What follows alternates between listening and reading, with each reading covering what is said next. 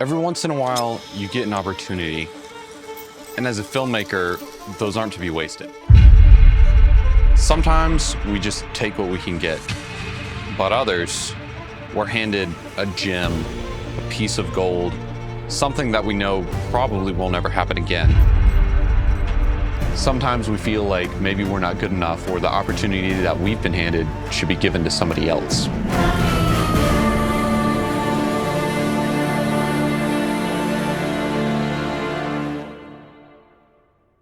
In 2024, I have had the opportunity to shoot some amazing things with some amazing people, among which was a commercial with SWAT involving a minor league baseball team.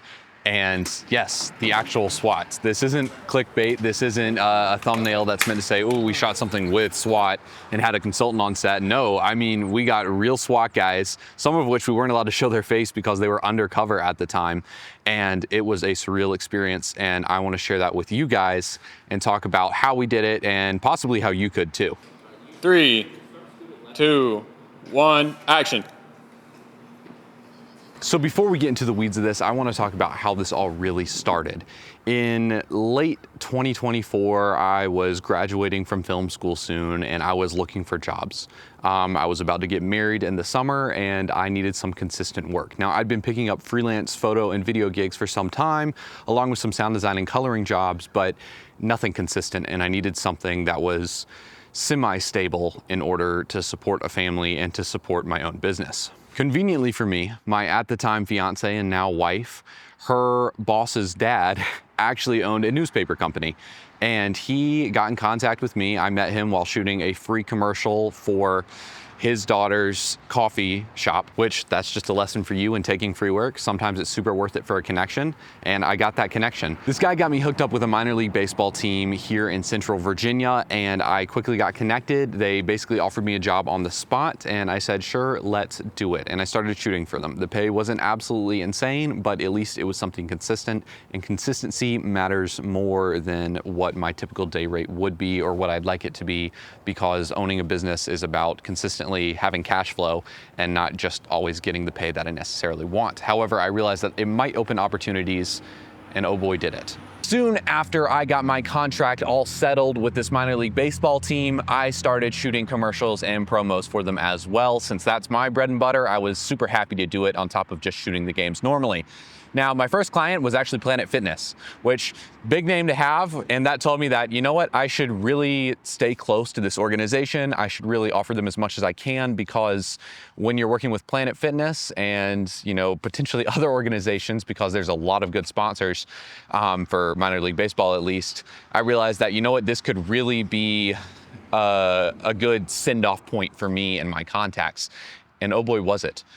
Just a few weeks after the Planet Fitness gig, I was talking to one of my contacts at the minor league team, and they told me, what are you doing tomorrow? They asked me, what are you doing tomorrow?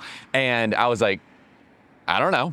What do you have for me tomorrow? Because I was still in school. I was finishing up film school, so I was coming up on finals, and I was like, it's kind of busy. I wouldn't mind relaxing, but I figured, why not ask after the Planet Fitness thing? I figured it could be something big.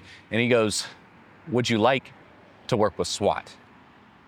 And in my mind, I'm thinking probably what you thought when you saw the thumbnail. Not actual SWAT though, right? Just, you know, a SWAT consultant, and you're shooting with actors. And I asked, actual SWAT, like SWAT? And he goes, SWAT. And I was like, yep, my schedule is clear all day tomorrow. I don't care what I had planned. I don't care what you had planned. Let's shoot this. This is the coolest thing ever. But that also didn't give me any prep time. I had less than 24 hours to be at the stadium shooting this commercial with actual SWAT. That's a little intimidating. Now, I didn't let that intimidation get the better of me. I went home immediately and started shot mapping. I started looking at anything and everything I could. It was Go Army ads and any Marine ad I can find online, trying to steal what I could from it, but we're shooting in a baseball stadium. The idea was a hostage rescue of mascots. Cool idea. If you've ever tried to shoot mascots though, you know that that junk is tricky as all get out. They're not normally shaped, so you kind of got to shoot with wider lenses, and it's just not as easy as you might think. But we ended up doing it. So now let's get into the actual weeds of creating a commercial for SWAT. Now, my biggest thing, of course, when shooting this was choosing what to shoot and how to shoot it. And I'm shooting on that setup right now with the Lumix S5, Helios 442, the S.W.A.T anamorphic adapter, and day of I shot handheld for everything except for a couple of shots. Now, that day was absolutely crazy. We ran in, no script. These guys just, they're SWAT. I didn't and couldn't do any research prior to. Whenever I shoot, TV, film, doing commercials, any kind of short film or other project, I always do my research prior. I always make sure I look in and see, how would these characters act in real life? But this situation was very, very different because we were actually working with the real life characters. There weren't actors to work with. These guys were just the real deal, which meant I kind of led with what they knew. So initially, we were talking about coming in with helicopters. They wanted to get a chopper and drop them down in the center of the baseball field, which I thought was dope. But unfortunately, the police department at the time was doing maintenance on them. So while they were, more than willing to let us use them, they ended up not doing that just because we couldn't get a hold of them. But still, that was the kind of guys we were working with. So just to put this in perspective, these guys show up and they're using real guns. We're using real guns, and we made sure they were safe. A lot of the guys on set were, veterans, previous military personnel, people who knew how to operate these. And I myself am a firearms owner and have been, using them since I was like 7. So I was very comfortable with it as the DP because I'm in front of the weapons a lot of the times. Other than documentary work, I'm not really sure of anybody who's had the opportunity to shoot a commercial like this with actual SWAT. And on set, day of, these guys were just bringing it all out. They're wearing their full actual kit that they would in real life. It was a surreal experience. So the moment we get on set, we don't have a script. I'm just asking them, all right, what's the gist of the thing today? And we talked about it the day prior, but I didn't get much info. Basically, I show up on set, I'm knowing nothing. I'm technically the director and the DP. And, I look at my guys and I'm like, what are we doing? It's a hostage rescue situation with our mascot and another mascot. He's holding them. It's a hot dog mascot holding our mascot at like ketchup and mustard point. So our goal was with the SWAT guys, the story was they're going to breach into the stadium. They're going to rappel off the side of the walls. They're going to drop some smokes and they're going to come in and we're going to shoot them searching through the stadium, through the suites, in the skyboxes until they rescue our mascot and get the bad guy. Pretty typical SWAT scenario. It's SWAT, it's what they do. So that's what we end up shooting. And the guys were like, hey, we want to use as many smoke grenades as possible.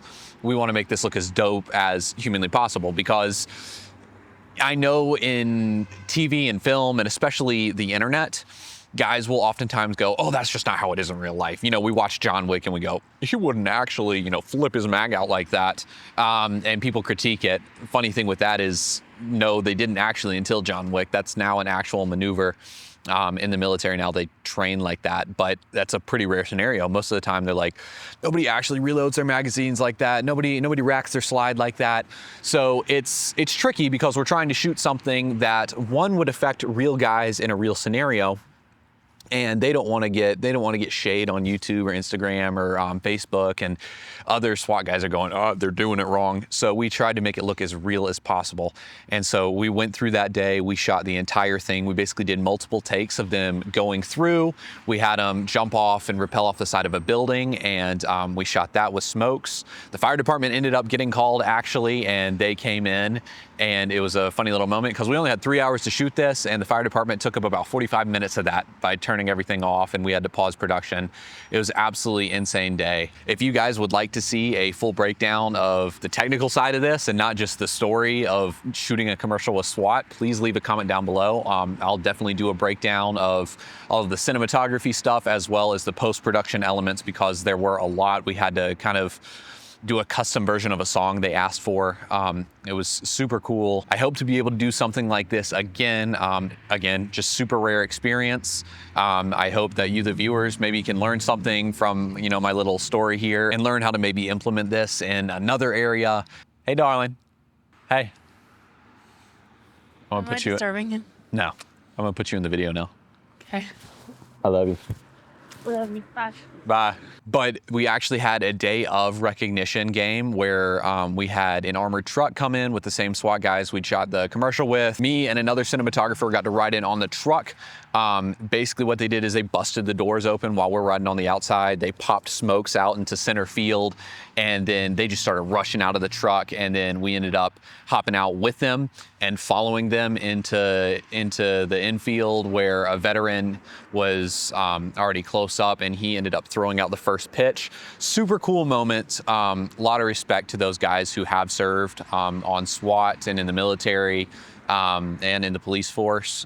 It's a lot of hard work and really dangerous. And so it was, you know, really cool for me to be able to recognize those guys who have protected and served and are now retired, and work with the guys who are currently doing it. Just a surreal experience, not to mention a bunch of that stuff is on my reel and probably will always be on my reel, just because it's an interesting talking piece, to be honest. So if you were to try and shoot this on a union set, it just wouldn't happen.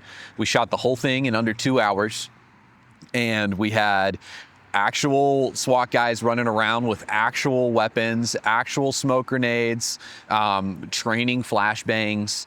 A lot of these things just wouldn't be possible or would be incredibly time consuming in real life.